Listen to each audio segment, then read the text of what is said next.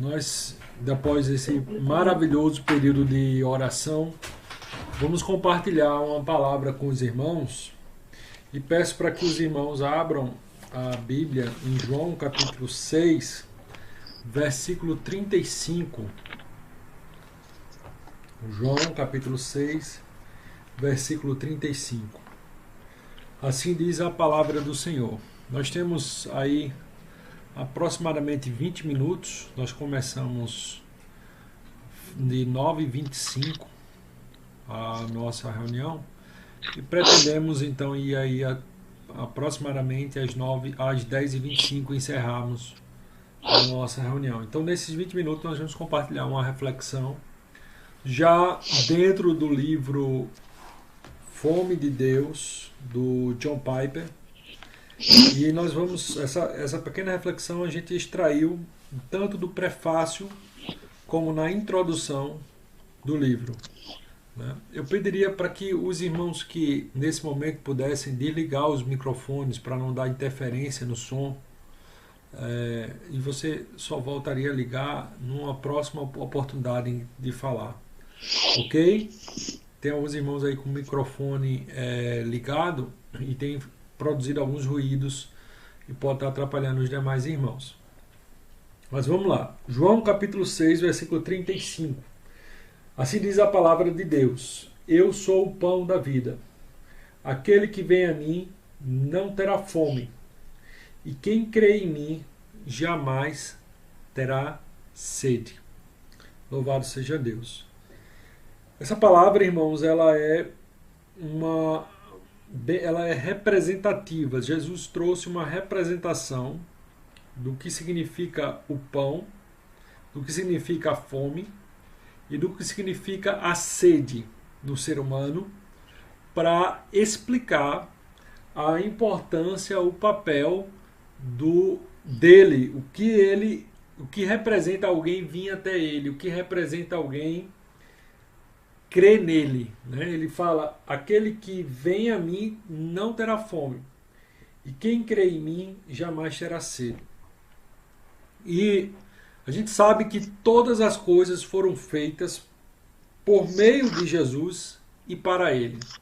Tudo que foi criado, irmãos, no Antigo Testamento nós vemos que ele serve de simbologia e de sombra para representar algum ensinamento acerca da nova aliança, acerca de Jesus, da graça, do amor, da misericórdia, da redenção, da propiciação. Então, o Antigo Testamento está cheio de símbolos que representam a pessoa de Jesus, né? Isso está lá em Romanos capítulo 11, versículo 36, que dele e por meio dele e para ele foram criadas todas as coisas. Já em Colossenses capítulo 1, versículo 16, Paulo fala: tudo foi criado por meio de Cristo e para Cristo. Então, nós cremos que não somente os eventos do Antigo Testamento apontam para Cristo. Nós cremos que tudo que foi criado, toda a criação, Deus fez de forma planejada, tanto para apontar para Cristo, para demonstrar o amor, a misericórdia e a graça do Senhor. E a questão acerca do pão e da fome e da sede, por que Deus fez a gente com a necessidade de comer? Porque senão teríamos fome e padeceríamos necessidades. Por que Deus fez-nos com a necessidade de beber líquidos, né? E da forma como nós temos a necessidade. Sem comer, a medicina registra que o ser humano pode passar até 40 dias sem comer. Já a não ingestão de líquidos, após 3 dias, já corre um sério risco de danos à saúde. Então a pergunta é: por que Deus nos fez com essa característica? O autor do livro fala, aqui na página 16, ele fala: o pão foi criado para a glória de Cristo. A fome e a sede foram criados para a glória de Cristo. E o jejum foi criado para a glória de Cristo. Então, a nossa necessidade do pão, o pão representando aí todo o alimento, não só o pão de forma literal, mas o pão de forma representativa todo o alimento. E a nossa necessidade pelo líquido, ela foi criada, como a Bíblia diz, que tudo foi criado por ele e para ele, né? Então, o pão ele vem representar a nossa dependência, a nossa necessidade de Cristo. E quando a gente começa a entender isso, a gente começa a ver que quando Jesus falou lá na tentação no deserto, não só de pão viverá o homem, mas de toda a palavra que procede da boca de Deus. Quando Jesus falou essas palavras, ele estava no período de jejum e oração de 40 dias e ele expressava esse clamor, essa fonte de água viva que jorrava no seu coração, que muito mais do que desejoso o alimento, naquele momento, mesmo com jejum de 40 dias, ele ansiava, ele clamava pela vontade de Deus. Feita, irmãos, essa pequena introdução, eu estou aqui na página 16 do livro, eu volto para a página 7 do livro, que vai falar a seguinte expressão: a debilidade da nossa fome por Deus não é porque ele seja insosso, não é porque ele não tenha atratividade, não tenha gosto, mas porque nós nos mantemos abarrotados de outras coisas. Então, a fraqueza da nossa fome, a fraqueza do nosso interesse de orar, a fraqueza do nosso desejo de nos mergulharmos na presença do Senhor, está associado não porque Deus não seja atrativo e prazeroso, mas sim porque nós estamos abarrotados de outras coisas. Nós estamos com muitas cargas, com muita atratividade, seja carga de trabalho, seja carga de entretenimento, seja carga de redes sociais, filmes, séries, seja... A gente está muito abarrotado de coisas na nossa cabeça. E isso impede da gente desfrutar de toda a atratividade, de toda a glória do Senhor. Nós falamos no última sexta sobre a glória do Senhor. A glória do Senhor, ela é reveladora. A glória do Senhor nos constrange. A glória do Senhor nos traz discernimento. A glória do Senhor edifica Cristo em nosso coração. A glória do Senhor faz a nossa vida estar arraigada e fundadas em amor. A glória do Senhor faz nos compreender as coisas mais excelentes, discernir o amor de Cristo. Então, quando a gente não tem essa atratividade pela glória do Senhor, não é que a glória seja insossa, é que a nossa vida está abarrotada, às vezes por pecados e às vezes por bênçãos de Deus. Você sabia que até mesmo as bênçãos de Deus podem ser prejudiciais? Até mesmo as bênçãos dadas por Deus, coisas boas, coisas positivas, podem ser utilizadas de forma danosa nas nossas vidas, podem ocupar o lugar do coração de Deus, pode tirar de nós o tempo da nossa devoção a Deus, né? Então, continuando aqui no livro, ele fala um tópico aqui na página 10, ele fala: os maiores adversários de Deus são suas dádivas. Eu queria que você guardasse essa expressão, se você tiver como anotar. Os maiores adversários de Deus são suas dádivas. Olha o que o autor comenta aqui: todo mal que Satanás pode fazer, quando Deus escreve o que nos impede de banquetear a mesa do seu amor, é um pedaço de terra, uma junta de bois e uma esposa. Esse texto está lá em Lucas capítulo 14, versículo 18 ao 20. Eu vou ler com vocês, que é uma parábola. E olha as desculpas que os convidados para desfrutar do banquete deram. Lucas capítulo 14, a parábola da grande ceia.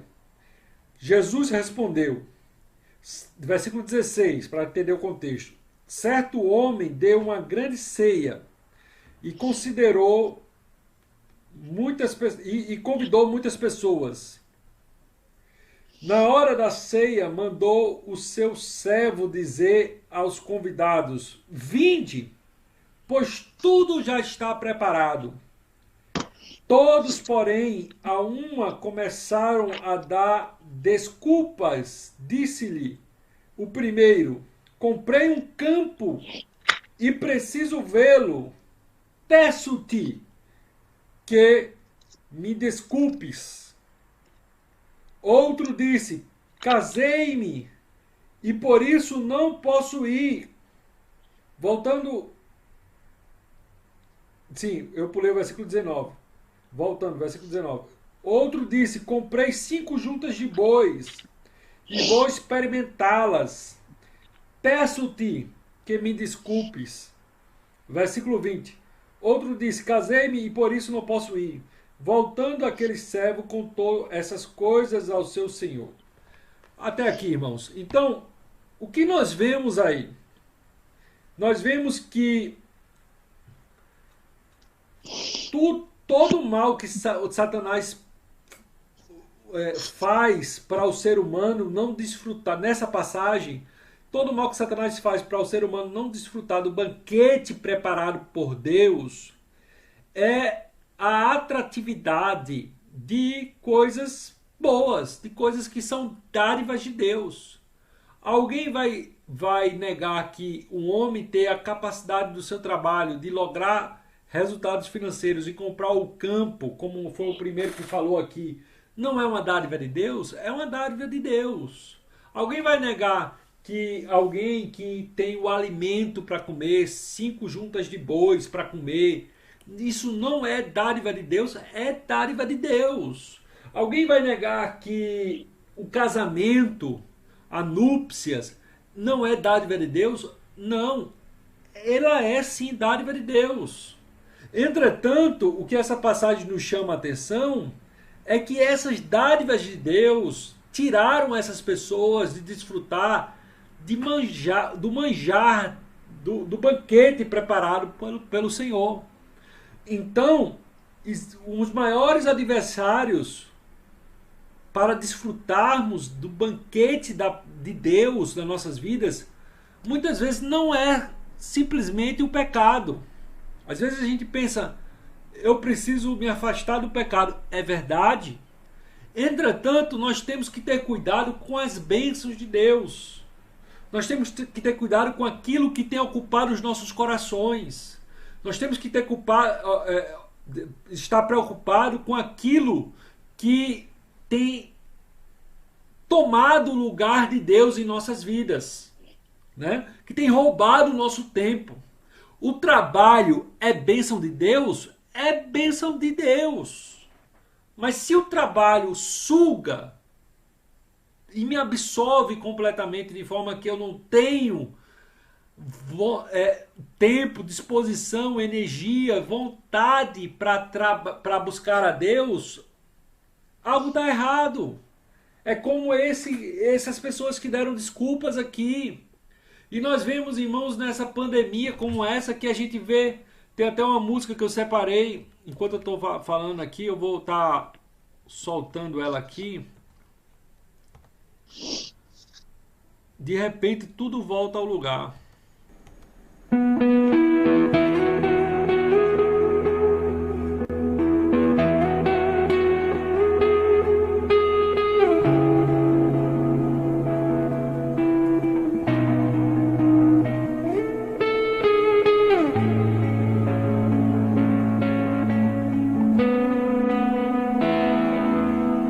De repente tudo volta ao lugar.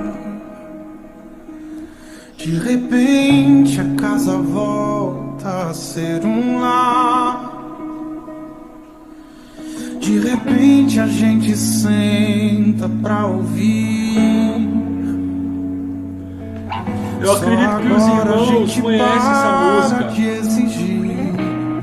De repente tudo volta ao lugar. De repente, antes da pandemia, nós não tínhamos tempo para orar, para buscar a presença de Deus, fazer cultos domésticos. Por conta do ritmo frenético dos trabalhos, das atividades.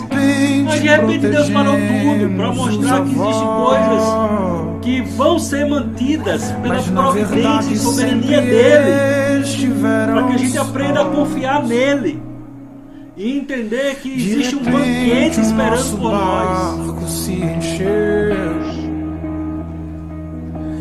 De repente não há rico e nem plebeu, porque nós estamos já. De repente todo mundo quer remar. O nosso maior adversário do amor a Deus não saímos do lugar. O maior adversário de você amar a Deus não é Satanás. O maior adversário de você amar a Deus são exatamente as suas dádivas, as dádivas de Deus. É a gente deixar essas dádivas, coisas que são boas, ocupar no nosso coração um lugar que pertence a Deus. Não importa o que se fez, os apetites mais mortais não são pelo veneno do mal, mas pelos simples prazeres da terra. Só há uma esperança, só há uma saída, mas o nosso coração só há um remédio pra essa ferida. Coisas que vêm roubar o lugar de Deus. E aí, irmãos, nós temos aqui exatamente a parábola do semeador, em que a semente que caiu entre os espinhos foi sufocada pelos espinhos. Só há uma esperança, só há uma saída, só há um remédio pra essa ferida. Isso é algo que cresce mais do que deveria crescer em nossas vidas e acaba por sufocar a semente do reino de Deus. E nós vemos um exemplo disso, irmãos, na vida de Abraão. Abraão teve uma bênção de Deus, que foi Isaac. E, de repente, Abraão não tinha mais tempo para se devotar a Deus como Deus fazia antes. Porque suas atenções, os seus mimos, o seu coração começou a colocar Isaac num lugar que pertencia a Deus. Então Deus pede a Abraão, e aquele ato de Abraão era um tipo de jejum, era um tipo de renunciar uma dádiva de Deus. E aqui nós entramos no seguinte: o jejum, ele não é apenas um jejum de alimentos, ele é uma renúncia de alguma dádiva de Deus, para que essas dádivas de Deus fiquem no seu devido lugar e não Sua empresa não no está nosso na internet? coração. Então onde ela está?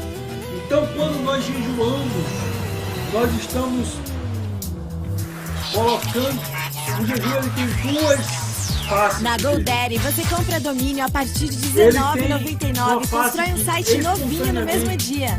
Aproveite essa oferta para colocar a sua empresa onde ela tem que estar. Acesse godaddy.com.br. Ele tem uma face que é a espontaneidade. No meu coração, espontaneamente quer Deus. E ele tem um direcionamento que ele tem um direcionamento do nosso coração para Deus. Então é tremendo, irmãos, quando nós estamos na prática do jejum de alimentos e vem ali a oportunidade de termos uma refeição. Eu que sou pai, muitas vezes que eu estou de jejum, eu estou ali servindo os meus filhos. E naquele momento vem a vontade de comer, mas mais do que a vontade de comer, vem o desejo e a fome por Deus. Não, e aí eu oro no meu coração e digo: Senhor, mais do que a minha necessidade de comida. Eu preciso de Ti. Eu quero transformação na minha vida. Eu quero que o Senhor traga o Teu reino para o meu coração. Eu quero que o Senhor converta o meu coração. Eu quero que o Senhor circuncide o meu coração. Então a gente acaba desejando espontaneamente. O jejum tem essa capacidade de potencializar a nossa fome por Deus, né? Como também ele tem a capacidade de direcionar o nosso coração para Deus. Mesmo que a nossa fome ainda esteja débil, esteja fraca, o jejum vai nos exercitar. E nós passamos a clamar a Deus, irmãos. Nós passamos a clamar a Deus com o... Só um minuto. Eu estou na reunião. As crianças chegaram aqui. Deixa eu fechar aqui. Então, irmãos, o jejum tem essa capacidade de tanto potencializar a fome por Deus, como a gente começar a clamar a Deus, não só com a nossa retórica, mas a gente passa a clamar a Deus com o nosso próprio corpo. Porque, por um lado, o corpo pede o alimento, mas pelo outro lado, a fome de Deus se torna maior do que o desejo do alimento. E isso começa a ser saboreado, isso começa a ser discernido. E é tremendo essa experiência, irmãos. Eu comecei com a prática de jejum e aos poucos eu a tenho aumentado. E não falo agora com o intuito de me gabar pelo jejum que fiz ou que estou fazendo, mas falo com o intuito de gerar influência, com o intuito de gerar incentivo. Nós começamos nesse momento uma pequena palavra sobre jejum e continuaremos no nosso próximo encontro daqui a 15 dias a trabalhar essa temática. Entraremos no capítulo 1 do livro. Então pedimos para que vocês adquiram esse livro e leiam até o capítulo 1, pelo menos até a nossa próxima reunião. E nós temos aumentado nossa experiência com a prática do jejum. Nós começamos com um jejum de, primeiramente, um turno, matando ali o café da manhã. Aí logo passamos para um jejum envolvendo 24 horas, em que a gente comia na janta do dia anterior, vamos dizer de 8 horas da noite, e só voltava a comer 8 horas da noite do dia seguinte. E depois nós fomos subindo o degrau, passamos a passar por mais de 24 horas, entrar em 36 horas, quase fechar 2 dias. E agora, nesse momento, às 9 horas, eu fiz o fechamento do meu jejum de 3 dias, somente com água. E a experiência foi maravilhosa. Foi tremenda, irmãos. Nesse momento que a gente estava ali toda hora, em algum momento, atividade doméstica, servindo uma criança ou outra e lidando ali com o alimento, eu pude sentir o meu corpo, o meu coração clamar a Deus, não só com retórica, mas com um desejo fluindo dentro de mim. Então essa é uma experiência maravilhosa. Essa é uma experiência que vai potencializar a sede de Deus, a fome de Deus. Ele é o pão da vida. Quem vem até Ele não terá fome. E quem crê nele não terá sede. Nem só de pão viverá o homem, mas de toda palavra que sai da boca de Deus. Que possamos ter a graça dessa experiência do jejum e ter nossas vidas espirituais revitalizadas. Literalmente, irmãos, eu tenho vivido uma experiência de desfrutar da condução do Espírito Santo, pegando nas minhas mãos e dizendo: meu filho, agora eu quero te levar para águas mais profundas. Eu quero que você leia esta obra. Eu quero que você me busque de uma forma mais séria na prática do jejum e da oração. Eu quero lhe levar para outros patamares. E eu faço esse convite para vocês, irmãos. Vamos entrar em águas mais profundas. Vamos inserir na nossa campanha de oração a prática do jejum. Vamos estudar sobre jejum. Vamos nos motivar sobre jejum. E vamos buscar a face do nosso Deus mediante jejum de alimentos e de outras coisas que o Espírito Santo de Deus coloque no nosso coração. Seja entretenimento, seja redes sociais, seja qualquer outra coisa, o Espírito Santo vai conduzir você. E você vai estar dando oportunidade para o seu corpo clamar a Deus, não somente a sua retórica, mas o seu próprio corpo sentirá fome e sede por Deus de uma forma muito mais potencializada do que o próprio alimento. Amém, irmãos? Pois fiquem com essa pequena reflexão e nós vamos então estar orando, encerrando a nossa reunião.